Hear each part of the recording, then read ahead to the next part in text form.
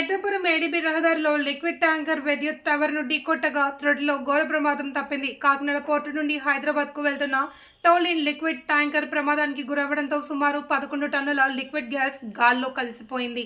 పోలీసులు, అగ్నిమాపక శాఖ అధికారులు భారీ భద్రతా ఏర్పాట్లు చేపట్టారు.